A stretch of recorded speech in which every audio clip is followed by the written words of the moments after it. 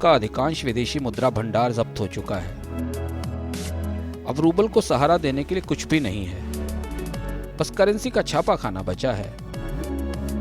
नोटों की छपाई, हाइपर इन्फ्लेशन यानी आर्थिक तबाही अब बहुत दूर नहीं है।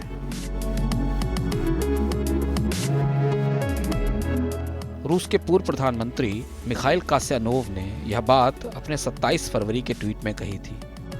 यही वह दिन था जब रूस को अमेरिका और यूरोप ने दुनिया के बैंकिंग सिस्टम यानी स्विफ्ट से बाहर कर दिया था। मिखाइल कास्यानोव का किस्सा बड़ा दिलचस्प है। वह रूस के वित्त मंत्री रहे हैं। सन 2000 में जब व्लादिमीर पुतिन राष्ट्रपति बने तो उन्हें प्रधानमंत्री बनाया गया। कास्यानोव के आसपास भ्रष्टाचार के कई किस्से तैरते रहे हैं। 2004 में मिखाइल कास्यानोव को राष्ट्रपति की भ्रष्टाचार निरोधक काउंसिल का चेयरमैन बनाया गया और 1 माह बाद वह मंत्रिमंडल से बर्खास्त हो गए। आज वह पुतिन के कट्टर विरोधी हैं। कास्यानोव के ट्वीट के अगले ही दिन रूस के वित्त मंत्री ने रूस की कंपनियों को आदेश दिया कि वह निर्यात के जरिए जुटाई गई विदेशी मुद्रा को रूबल की गिरावट रोकने में इस्तेमाल करें। इसके बाद रूबल का पतन शुरू हो गया। कास्यानोव का ट्वीट रूबल के तबाही भरे अतीत की तरफ इशारा कर रहा था। रूबल की ऐसी गत पहली बार नहीं बनी है और न ही रूस के लोग पहली बार यह तबाही झेल रहे हैं। दरअसल महाशक्ति कहे जाने वाले रूस की मुद्रा या करेंसी हमेशा से अभिशप्त रही है। रूबल दुनिया की सबसे जोखिम भरी करेंसी है। ऐसा क्यों? पलटते हैं इतिहास के पन्ने, खनक उठते हैं किस्सों के सिक्के।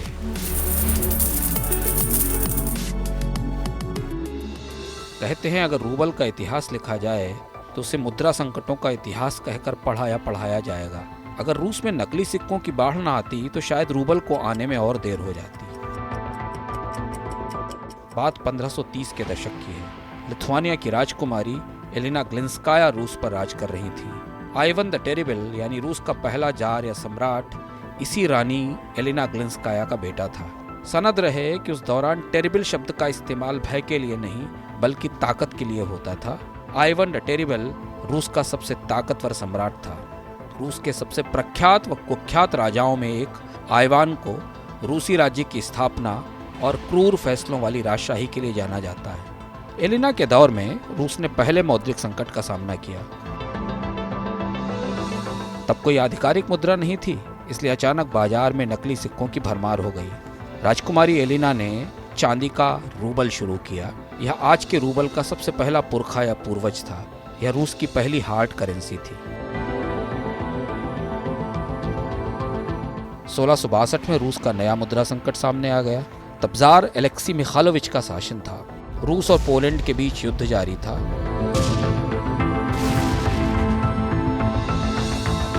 सम्राट को सेना के लिए संसाधनों की जरूरत थी। जार ने तांबे के सिक्के चला दिए जो चांदी के रूबल से बदले जाते थे। यह रूस की मुद्रा का पहला सबसे बड़ा अवमूल्यन था। तांबे के सिक्के देखकर लोग नाराज हो गए। रूस में दंगे भड़क उठे। इन्हें कॉपर राइट्स के नाम से जाना जाता है। अंततः बलवाइयों का दमन हुआ। तांबे के सिक्के बंद कर दिए गए और उसके बाद रूबल को स्थिर होने में 40 साल लग गए। रूस का इतिहास मौद्रिक संकटों से इस कदर भरपूर है कि लगता है मानो वहां के शासक मौद्रिक संकट बनाने और पैदा करने के शौकीन थे। 18वीं सदी के मध्य में रानी कैथरीन द्वितीय ने कागज के नोट की शुरुआत की। इस नोट के पीछे चांदी का स्टैंडर्ड यानी सिल्वर स्टैंडर्ड था। लोगों को कागज के नोट समझ नहीं आए, लेकिन रानी कैथरीन का शासन कागज के नोट जारी करता रहा। इतने अधिक नोट जारी किए गए कि चांदी के मूल्य का ध्यान भी रखा नहीं गया। यह भी रूबल का अभूतपूर्व अवमूल्यन था। अंततः कैथरीन एक बड़ा मौद्रिक संकट छोड़कर दुनिया से रुखसत हुई। जार निकोलस द्वितीय के वित्त मंत्री सर्गेई विटे ने 1895 में कैथरीन का फैसला बदला। कागज के नोट बंद किए गए, सोने का रूबल आया। इसके बाद कुछ वक्त तक रूबल की कीमत में स्थिरता रही, लेकिन यह शांति भी लंबी नहीं चली। पहले विश्व युद्ध के दौरान रूस में आर्थिक संकट गहराने लगा था। 1917 में रूस में क्रांति हुई। जार शासन का अंत हुआ। बोल्शेविक सत्ता में आए, जिन्होंने बुर्जुआ अर्थव्यवस्था की रीढ़ तोड़ने के लिए जानबूझकर इतने कागजी रूबल छाप डाले कि 5 साल में रूसी मुद्रा का 50 मिलियन गुना अवमूल्यन हो गया। चौंकिए मत, 5 करोड़ गुना अवमूल्यन। यही रूस की कुख्यात हाइपर इन्फ्लेशन थी। अलबत्ता कुछ वक्त में बोल्शेविक्स को समझ में आ गया कि यह तो आबैल मुझे मार हो गया है। संकट इस कदर बढ़ा कि नई सरकार को गोल्ड स्टैंडर्ड अपनाना पड़ा और उस पर आधारित नई करेंसी जारी की गई, जिसका इस्तेमाल विदेश से कारोबार के लिए होता था। यह नई करेंसी शेवरोनोस्त कही जाती थी। जोसेफ स्टालिन का मौद्रिक प्रबंधन भी कम कुख्यात नहीं रहा। ताकतवर स्टालिन ने खूब नोट छापे, खूब महंगाई बढ़ी, रूबल लगातार पिटता रहा, रूसियों की क्रय शक्ति टूटती रही और इस बीच दूसरे विश्व युद्ध की तोपें गरज उठी। हिटलर ने रूस पर धावा बोला तो ताकतवर स्टालिन ने मौद्रिक पाबंदियां लगा दी। रूबल फिर टूटकर जमीन से जा लगा। बात 1947 की है, जब भारत में आज़ादी का सूर्य उग रहा था। उस वक्त रूस की कम्युनिस्ट पार्टी एक मौद्रिक रिफॉर्म कर रही थी, जो बाद में एक बड़े संकट में बदल गया। कहते हैं दूसरी बड़ी लड़ाई के दौरान मुनाफाखोरों को सजा देने के लिए रूस की कम्युनिस्ट पार्टी ने बाजार से नकदी घटाने का फैसला किया था। लागू होने से पहले ही इस फैसले की जानकारी सार्वजनिक हो गई। लोग बैंकों से रूबल निकालकर सामान जुटाने लगे, क्योंकि उन्हें नोटों के प्रचलन बंद होने का डर था।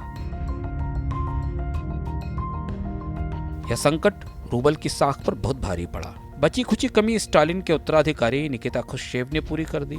1961 में रूबल का एक और बड़ा अवमूल्यन हुआ। इसके बाद के दशकों का वक्त भी रूबल के लिए अच्छा नहीं बीता। 1991 में गोर्बाचोव के आने तक रूबल के कुछ और अवमूल्यन हुए।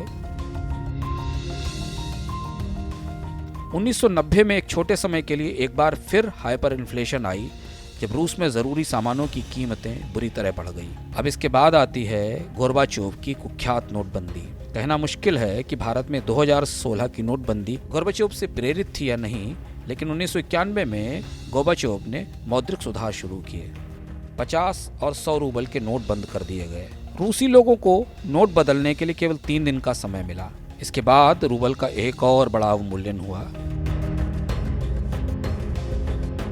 और रूबल की सेहत गिरती गई। फिर आए येल्त्सिन, जिनका कुख्यात मार्केट रिफॉर्म भयानक महंगाई लेकर आया। तो 1998 का आर्थिक संकट रूस के कई बैंकों और रूबल को ले डूबा। इसके बाद के वर्षों में रूबल की किस्मत तेल की कीमत से बंध गई। जब जब कच्चा तेल गिरा, रूबल पसीना छोड़ने लगा। 2008 का ग्लोबल बैंकिंग संकट, इस संकट के तूफान में रूबल को गहरा नुकसान हुआ। 2014 में व्लादिमीर पुतिन ने क्रीमिया पर हमला बोला था। उस समय रूस पर प्रतिबंध लगे थे और रूबल का निर्णायक पतन शुरू हुआ था। यूक्रेन पर हमले के बाद रूबल रबल में बदल चुका है, यानी कंकड़ पत्थर हो गया है। विदेशी मुद्रा भंडार जब्त है। रूस के विदेशी मुद्रा भंडार में रखे सोने के इस्तेमाल पर भी पाबंदी लगा दी गई है। इतिहास बताता है कि रूस के शासकों को हथियार बनाना भले ही आता हो, क्रांतियों के इतिहास उन्होंने लिखे होंगे, लेकिन रूस के शासकों को अर्थव्यवस्था चलानी नहीं आती। महंगाई और कमजोर मुद्रा ने इस देश की कई पीढ़ियों का भविष्य खत्म कर दिया। आज रूबल अमेरिका के 1 सेंट के बराबर है, यानी करेंसी की भारतीय भाषा में रूबल 1 आने या 1 पैसे के बराबर है। रूबल का यह पतन दर्दनाक है। होगा रूस महाशक्ति, लेकिन उसका आर्थिक प्रबंधन, या यूं कहें कि उसका आर्थिक कुप्रबंध दुनिया के लिए सबसे भयानक और जिंदा नसीहत है। यह था आज का किस्सा या किस्सों का सिक्का। अगले सप्ताह फिर मिलेंगे। आप देखते रहिए मनी 9। समझ है तो सहज है।